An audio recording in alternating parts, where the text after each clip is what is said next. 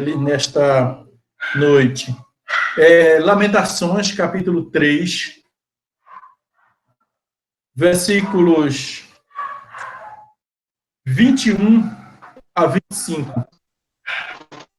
Lamentações, capítulo 3, 21 a 25.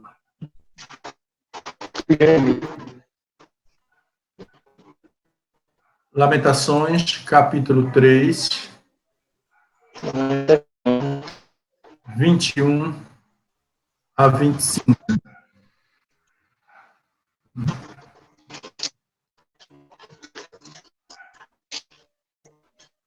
Só lembrando, para aqueles que estiverem com o microfone ligado, eu acho que a irmã Cleide está com ele ligado, para a gente poder ouvir melhor um ao outro. Bom?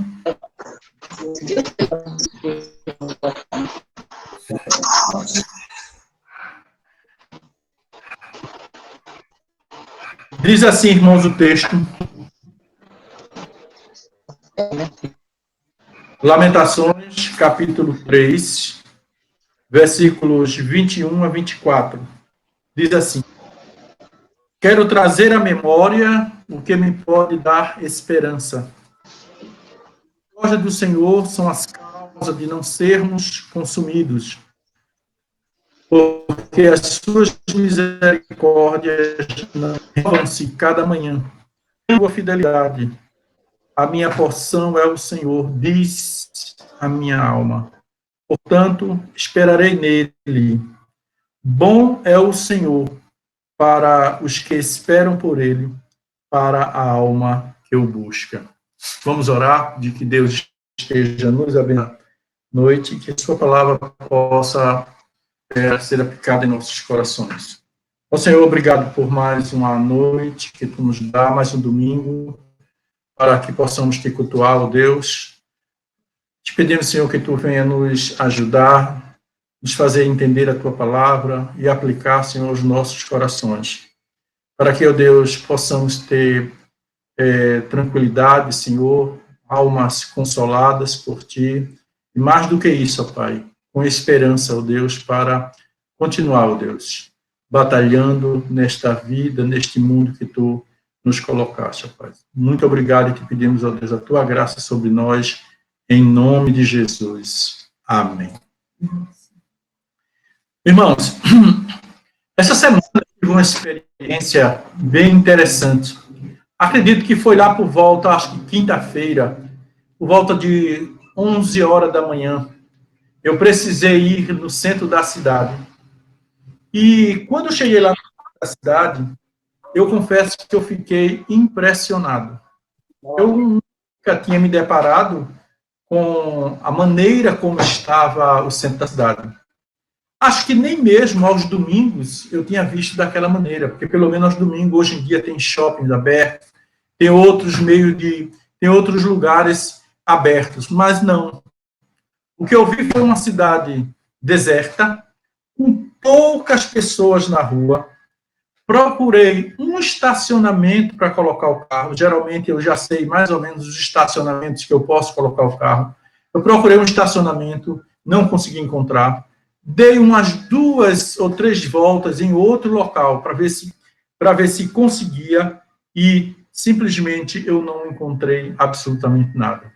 Aquilo, irmãos, me deu uma sensação, de certa forma, de preocupação, né? Me deu uma sensação de um certo vazio para quem estava acostumado a ver aquela cidade, a cidade do Recife, tão habitada e tão movimentada, e principalmente sendo dia de semana.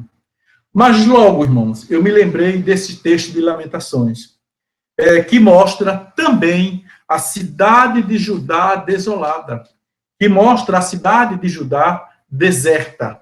E, claro, em um contexto um pouco diferente, mas me fez lembrar. Eu estava vendo, irmãos, que nas traduções da Bíblia, tanto a Septuaginta, que é a 70, né, que a gente chama de 70, escrita mais ou menos 285 a.C., e também a Vulgata Latina, do 4º século depois de Cristo, em seus comentários, eles dizem uma coisa interessante a respeito desse texto de Jeremias. Ele diz em seus comentários que Jeremias se assentou a chorar e compôs este poema. Sim, porque Lamentações, embora não seja contado entre os livros poéticos, mas a sua forma é escrita em forma poética. Este poema, então, dá o nome de Lamentações de Jeremias, e sugere, irmãos, nesta poesia, o sofrimento como tema deste livro. Todos nós sabemos que o poeta, quando ele escreve uma poesia, aliás, todo poeta que se propõe a escrever poesia, geralmente, o que está por trás de suas palavras, muitas vezes, é de muito sofrimento. Com os profetas, quando escreveram palavras poéticas, não foram diferentes. Quando a gente olha, por exemplo, o livro de Jó, quando a gente olha o livro de Provérbios, quando a gente olha o livro de os Salmos, de uma maneira geral, e a gente vai perceber que por trás daquelas expressões de sentimentos existem um peso muito grande, um sofrimento muito grande em suas próprias almas. E aqui, Jeremias está demonstrando todo um sentimento, toda uma dor que ele realmente sente quando ele olha para aquela cidade desolada. De acordo com o comentarista daquela Bíblia King James, os judeus, irmãos, eles costumam ler este livro no mês de julho. Isto é, eles costumam ler para lembrar. O que para nós é julho, para eles é o 9º mês, porque é diferente da nossa. Mas o objetivo dele, entre outras datas, mas principalmente, é o de lembrar a destruição que aconteceram em Jerusalém no ano de 586. Então, quando eles leem Lamentações de Jeremias, eles estão lembrando, assim como nós, hoje em dia, ao lermos, lembramos, aquele momento triste em que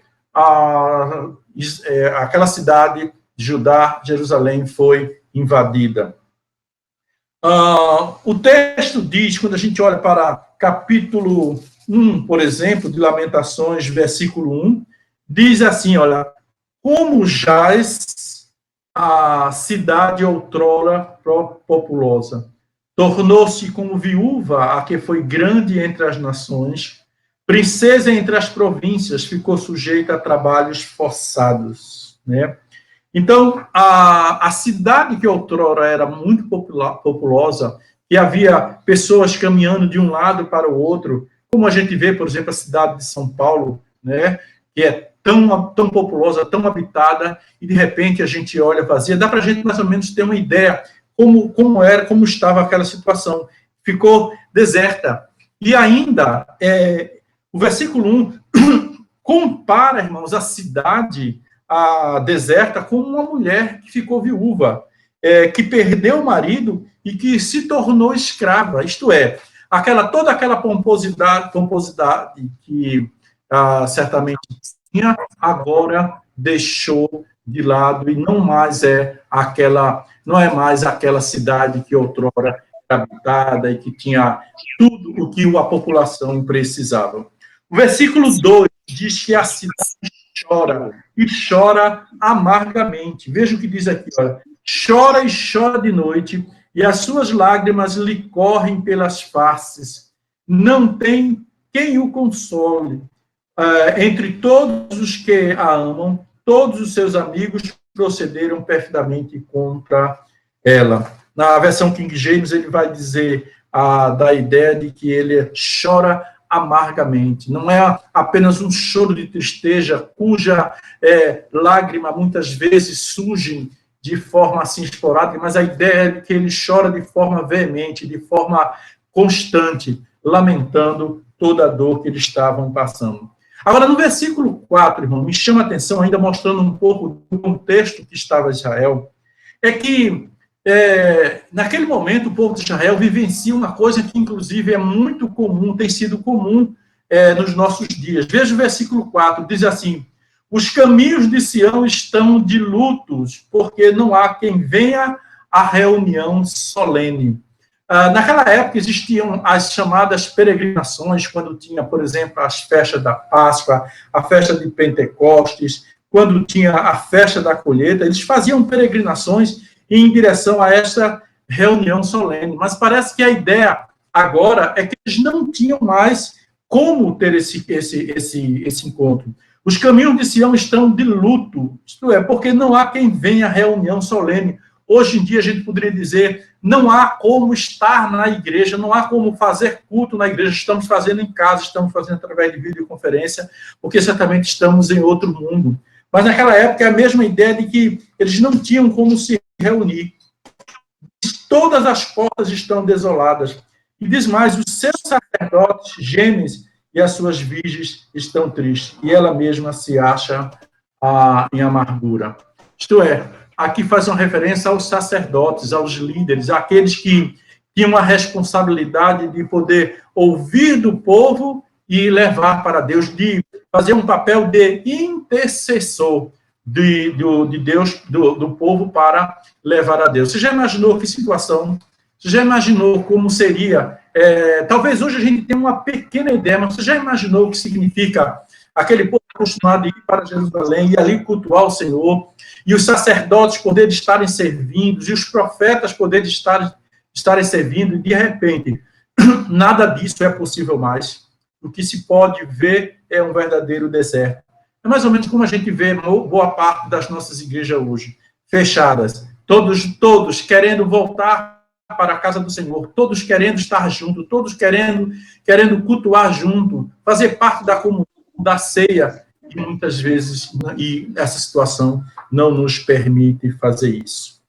Portanto, não há reunião solene, isto é, não há culto. O problema, irmãos, é que Israel, especialmente Judá, Jerusalém, o povo vive esse contexto porque o povo havia se afastado de Deus, e como forma de correção, Deus usa os babilônicos para invadir Jerusalém e tomarem tudo que eles tinham. Se a gente observar aqui nesses, por exemplo, capítulo 1, 2 e 3 e posteriores, a gente vai perceber que, de fato, aqui e acolá, você vai estar sempre vendo versículos que mostram essa situação, inclusive afetada pelo Babilônia. Mas, por exemplo, se você olhar o Salmo 74 também, eu sempre gosto de lembrar, o Salmo 74 tem uma parte, basicamente, inicial, que é uma descrição de como isso aconteceu, é uma descrição de como os babilônicos entraram em Jerusalém e tiraram suas insígnias e hastearam as suas bandeiras, como quem diz assim, agora quem manda aqui sou eu, e profanaram o templo do Senhor, e fizeram tudo o que um inimigo certamente faria para demonstrar o seu poder. O Salmo 74 mostra a desolação do povo, de como isso aconteceu, como eles podiam ver aquilo ali e de forma, como testemunha ocular, o sofrimento do povo. Então, o sofrimento deles em função da invasão do inimigo. Mas Deus usa isso como profecia já antecipada, bem antes, os profetas já anunciavam que o povo de Israel iria passar por isso. E Deus usa os babilônicos para que possam estar corrigindo Israel. Porque o povo, certamente, irmãos, eles tinham afastado do Senhor. Esse povo tinha, como é que eu posso dizer assim, tinha adorado outros deuses. E aí está uma das raízes de todos os males. Quando um povo, como o caso de Israel, deixa o seu Deus e vai adorar outros deuses, certamente está a fonte de todo o pecado. É por essa razão que nos nossos dias eu sempre gosto de dizer que a idolatria, ela não está presa apenas a questões de ordens materiais, do religioso, como a gente geralmente fala. Mas a idolatria no sentido de procurar endeusar coisas, situações e pessoas que nos faça nos afastar de Deus. E certamente, irmãos, que essa foi essa idolatria, esse afastamento de Deus, foi aquilo que levou Israel a fazer exatamente aquilo que desagrada ao Senhor. E Deus certamente que cobrou muito caro. 70 anos que eles passaram no cativeiro babilônico, desde 586 até 538, né? Tem o Salmo 137, que ele chega lá e diz assim, ó, as margens do rio da Babilônia nos assentávamos e pediam canções. Mas como pedir canções se estavam em terra estranha, em terra alheia? Isto para aqueles que tinham sido levados para a Babilônia. Mas aqui, Jeremias chora por aqueles, por ver a cidade. Certamente que muitos estavam lá ainda, mas estava deserta porque a sua maioria não estava lá. Mas, irmãos, em meio a toda essa tristeza, desânimo, esse cenário caótico, esse cenário trágico, em meio a tudo isso que vive Judá, que Jeremias se levanta para falar de esperança. É muito bom, já parou para pensar como é bom a gente vivendo o que estamos vivendo? A coisa que mais a gente precisa, os nossos corações, é uma palavra de esperança. De que algo vai mudar e de que algo vai melhorar.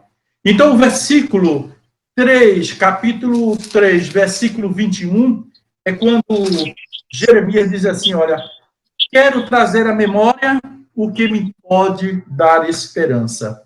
Não é uma questão apenas de autoestima, não, mas é uma questão de realidade. Às vezes a gente usa essa maneira como uma espécie de efeito psicológico, um tipo de frase como essa, né? Lembre-se, a gente diz assim um para com o outro, lembre-se de coisas boas, tá certo.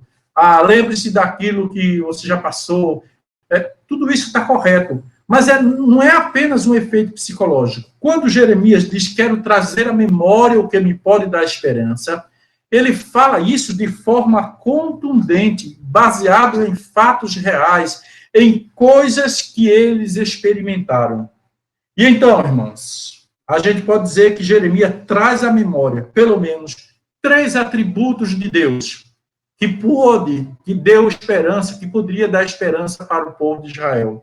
Primeiro, no versículo 22, são exatamente as misericórdias. Ele diz assim, ó, as misericórdias do Senhor são a causa de não sermos consumidos, porque as suas misericórdias não têm fim. Então, as misericórdias, irmão, do Senhor, deveria ser lembrado. Por quê? Porque as misericórdias eram razões para dar continuidade, que Deus certamente dá, para dar continuidade para a existência do seu povo.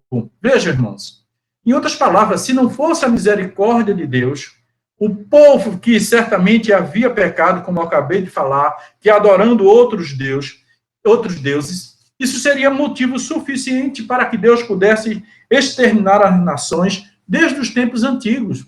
Se Deus levasse em consideração todo o pecado do homem, do que ele já tinha cometido antes, Deus poderia dizer, olha, vocês chegaram a um nível insustentável, vocês foram além da conta. Mas as misericórdias do Senhor vai muito mais além, extrapola o nível de fragilidade do povo de Israel, extrapola, inclusive, o tempo em que eles já haviam fazendo isso. Dê uma olhadinha, irmãos, você vai perceber que desde o início do tempo, desde a queda do homem, que o homem só faz pecar, que o homem só faz aquilo que não agrada ao Senhor. Olha a época de Noé, o que Noé fez, né? Teve que fazer a arca. Olha a época em que o povo queria fazer uma pirâmide para chegar até o céu, não é assim? Olha a época, por causa do pecado do homem. Olha a época em que o povo estava lá no deserto e, ao invés de poder agradecer, estava muitas vezes adorando outros deuses, fazendo bezerro de ouro, xingando Moisés, fazendo tudo contra aquilo que o Senhor certamente abominava, que era o pecado da idolatria e que era a própria murmuração, reclamavam de tudo.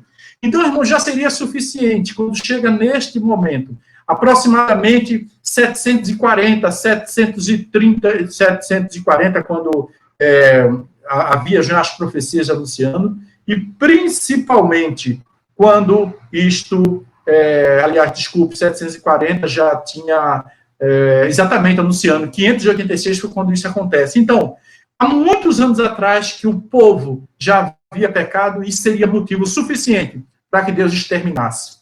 Se fôssemos nós, como ser humano, nós diríamos o seguinte: seria motivo suficiente para que Deus nem mesmo estendesse a sua mão para o seu perdão. Mas, mesmo assim, irmãos, as misericórdias do Senhor, diz aqui, não tem fim, não tem limitação.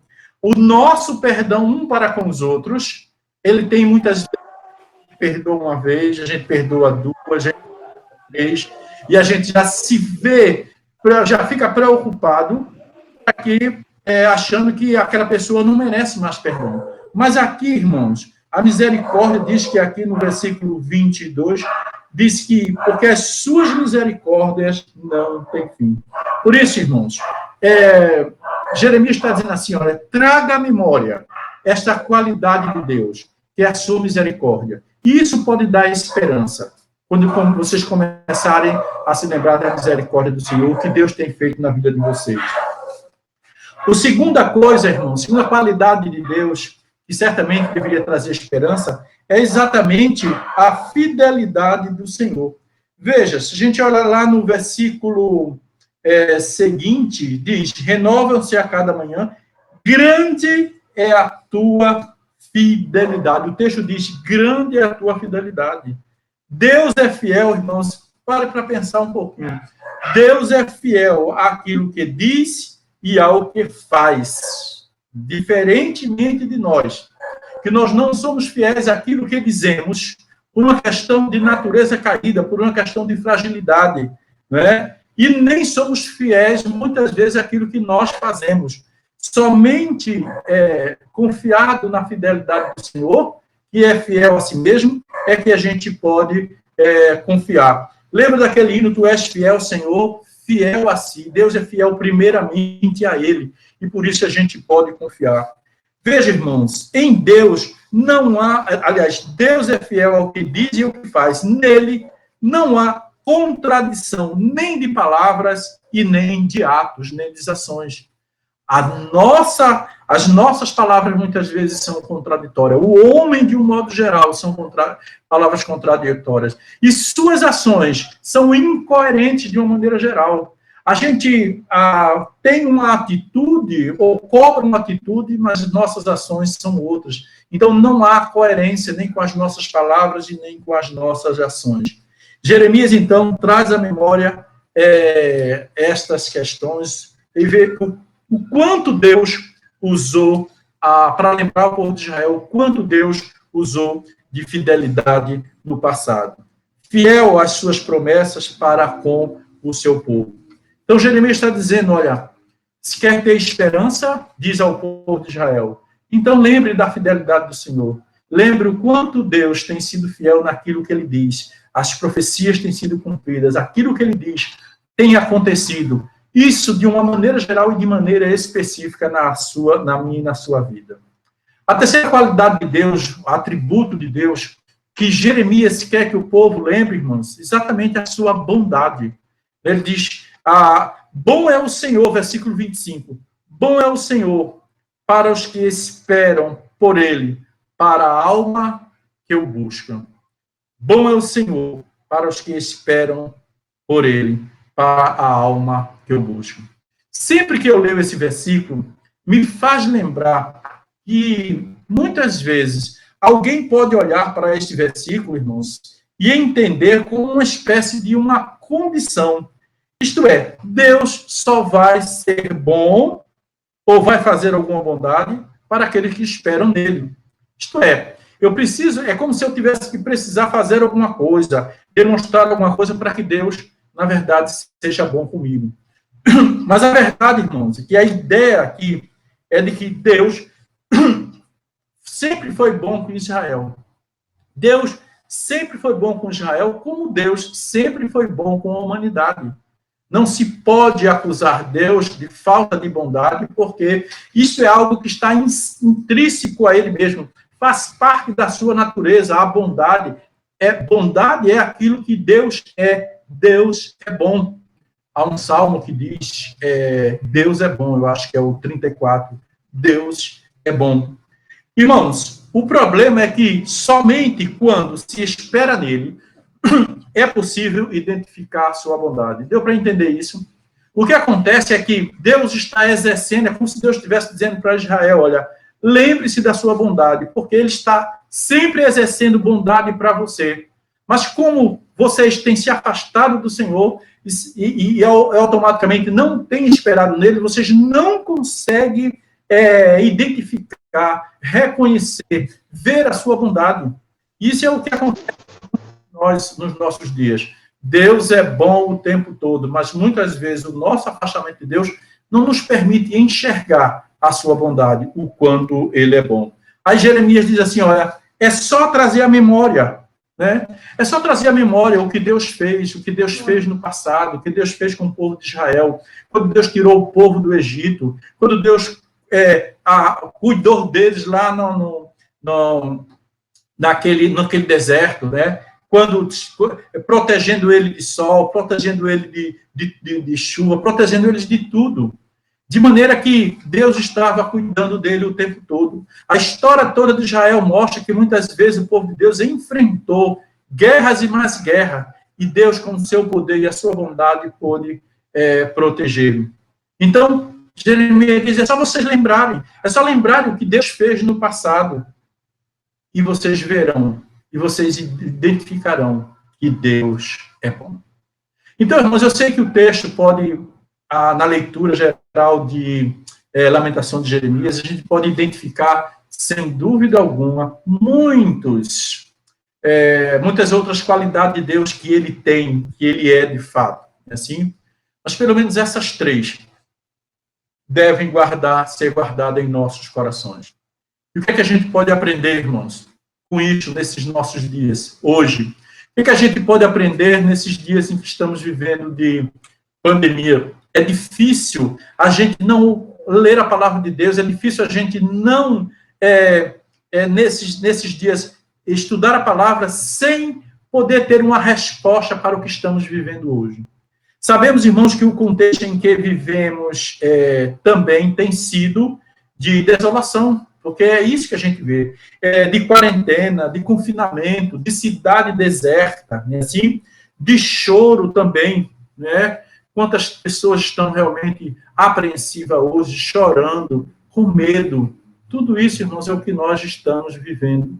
E se a gente não tiver cuidado, a gente vai permitir que a ansiedade nos trague, que o choro vá nos vamos dizer assim, nos abater de tal maneira que a gente só tem um caminho, irmãos, é fazer isto que Jeremias fez com o seu povo, trazer à memória as qualidades do Senhor, aquilo que Deus é e aquilo que ele fez.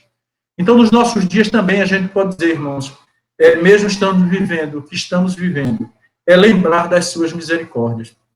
Ao lembrarmos das misericórdias do Senhor, cada um de nós temos razões suficientes para louvar o Senhor. Temos razões suficientes para ter esperança no Senhor. Às vezes a gente faz uma espécie de, vamos dizer assim, a gente tem um tipo de conversa que naturalmente nos faz lembrar, né? Assim, por exemplo, quando você era criança, na sua juventude, quem você era, não é? O momento em que você estava sem conhecer o Evangelho. Irmãos, e hoje a gente conhece o Evangelho. Significa dizer, lembrar disso, significa dizer que Deus teve misericórdia de nós. E que isso nos dá esperança para que possamos continuar confiando nas suas misericórdias. Que as suas misericórdias continuarão sobre as nossas vidas hoje também. Não é assim? Então, devemos fazer a mesma coisa, irmãos, que Jeremias fez, ao lembrar o povo, lembrar as misericórdias do Senhor. Devemos também, irmãos, lembrar da sua fidelidade. Não é? A palavra de Deus diz que Deus é fiel, apesar da nossa infidelidade. Apesar das nossas fraquezas, Deus é fiel. Apesar de sermos capazes de dizer uma coisa e depois desdizer, apesar de a gente ser capaz de cobrar dos outros que façam uma coisa e a gente não fazer, apesar de a gente prometer e não cumprir, não é assim? mas devemos lembrar da fidelidade do Senhor, porque essa fidelidade é quem nos fortalece, essa fidelidade é quem vai nos dar esperança de que haveremos de continuar vivendo conforme a sua vontade. Terceiro lugar, irmãos, devemos aprender com Jeremias também a lembrar da sua bondade. Deus é bom o tempo todo, não é? E basta cada um de nós nos aproximarmos dele para perceber a sua bondade. Se estivermos distante de Deus, como faz o mundo, por exemplo, você conversa com as pessoas que não conhecem o Evangelho, vai dizer assim, exatamente, que Deus é esse? Olha se não é isso que eles dizem. Que Deus bom é esse? Que bondade é essa? Se permite que o povo esteja sofrendo, se permite que o mundo todo esteja passando por essa pandemia. Que Deus é esse? Que bondade é esta? A questão é justamente esta, irmãos, porque o mundo não conhece Deus e certamente não conhece a sua bondade, não consegue identificar a sua bondade. Cabe a nós trazermos a esperança, trazermos a memória, a esperança e através a esperança na certeza de que a sua bondade continua até hoje. É só lembrarmos disso. Não precisamos, irmão, de muito esforço. Jeremias está dizendo, traga à sua memória estas coisas, para que se volte mais uma vez a nossa esperança. A memória nos leva a confiar ao Senhor, aquilo que Deus fez com o seu povo e continuará fazendo até os nossos dias. Eu quero concluir, irmãos, palavra desta noite, dizendo que a nossa oração e esperança é que, em breve, nossas cidades voltem a ser habitadas. Tenho certeza que todos nós estamos orando por isso. Que os cultos voltem, que nós possamos de novo estar participando da ceia, que nós possamos ter aquele privilégio de entregarmos o nosso dízimo no culto, que possamos ter o privilégio de podermos abraçar um ao outro, apertar a mão, de conversar, de poder nos confraternizarmos, de poder interagirmos. A nossa oração e esperança é que, em breve, isso de fato aconteça. E especialmente, irmãos, especialmente, eu quero lembrar que, neste momento, o que Judá experimentou em 538 a.C., quando tudo passou e tudo voltou ao normal. E eu quero terminar lendo um salmo muito conhecido, Salmo 126, porque depois que todo o povo passou pelo que passou, veja, e que depois de 538, quando eles voltaram do cativeiro babilônico,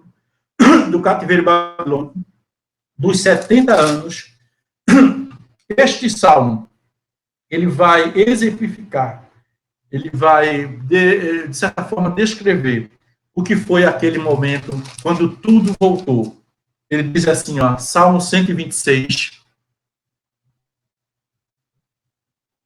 diz assim, quando o Senhor restaurou a sorte de Sião, ficamos como quem sonha. Então a nossa boca se encheu de riso, e a nossa língua de júbilo. Então entre as nações se dizia, grandes coisas o Senhor tem feito por eles. Com efeito, grandes coisas fez o Senhor por nós, por isso estamos alegres. Restaura, Senhor, a nossa sorte com as torrentes do Negueb. E os que com lágrimas semeiam, com júbilo conceifarão. Quem sai andando e chorando, enquanto semeia, voltará com júbilo, trazendo os seus feixes. A nossa oração, irmãos, é que, assim como Israel experimentou a tristeza que eles enfrentaram, de acordo com a descrição de Jeremias em Lamentações, que estamos vivendo hoje, também nós possamos experimentar o que Israel experimentou, descrito aqui no Salmo 126. E quem sabe, e eu espero que sim, ao voltarmos, possamos dizer, a gente nem acredita, a gente está como quem sonha, né? e as nossas bocas se encher de riso, de alegria para o Senhor. Que Deus de júbilo ao Senhor. Que Deus nos abençoe, irmãos. E que nos dê esta graça da esperança em cada coração. Amém.